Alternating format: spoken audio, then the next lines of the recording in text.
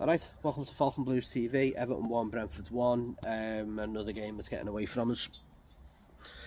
Letting ourselves down with poor defensive decisions again. Be that Lampard's choices, forced errors, poor communication between the back five, just in general, really, it just wasn't good enough. You know, I think we've rode the most of the storm there against Brentford today. You know, they've hit the bar, they've hit the post twice, they've had chance after chance, they've had umpteen chances where they've been able to probably equalise and kill the game off, probably even before half time. Just been one of those afternoons, hasn't it?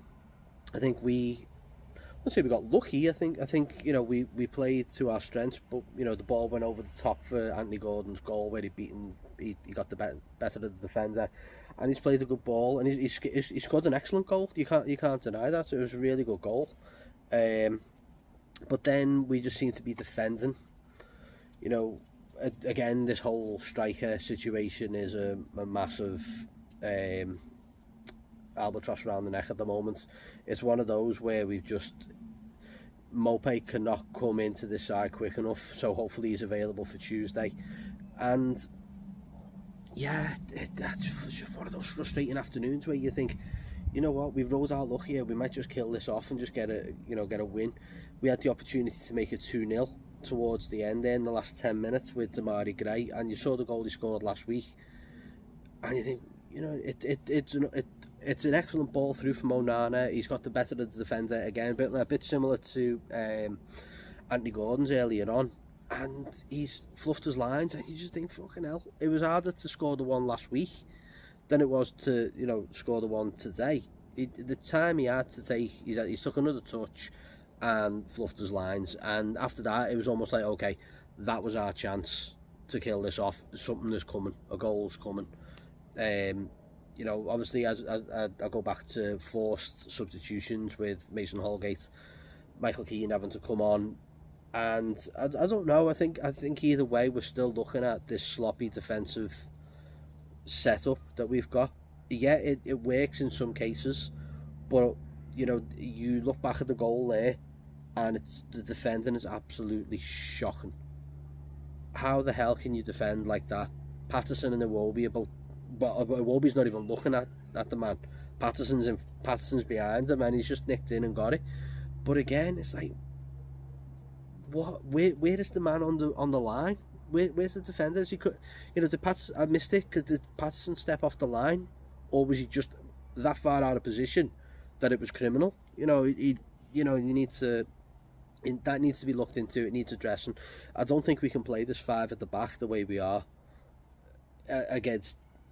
I think you can only play something against maybe Man City or Liverpool where you're going to have to defend deep, and we need to get out of this deep defensive formation that we're playing, because we're just inviting teams on all the time. We've done it for like the last 4 or 5 games now.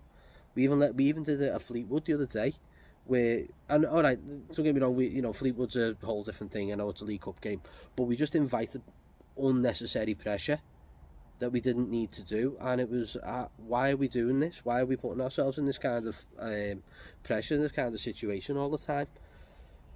But okay, all right, we've got a point away from home, which is better than most thought at the start of the game. I didn't see the formation until very, very late, so I didn't really have time to think about it, and the game had started. It was good to see Onana making his debut. And you know, he looks, you know, once he's up to fitness, once he's up to speed, he's going to look like a very, very strong player. It reminds me of Fellaini, early doors Fellaini, where he was trying too much, or trying to do everything, and he didn't need to. He just needs to just concentrate on his own game. I think that was like almost, you know, the other week when he come on, and it was almost like he was playing rugby, and it was just one of those games where you saw glimpses of what he can do. But was that a forced change? Was he knackered? I know he had the stamp on the ankle from about 60 odd minutes. Was it a forced change that was set to happen to bring him off? Because unless he was knackered, I wouldn't have taken him off at all, because I thought we'd handle it better with him being in that midfield. But there it is what it is. as I said, Neil Maupay probably can't come into this side fast enough. So hopefully he is in contention for Tuesday, because he needs to be. It doesn't matter. We need the striker up there. I don't care now. We need someone in that box all the time, because we're getting to the 18-yard box and just folding, and we need to do much better.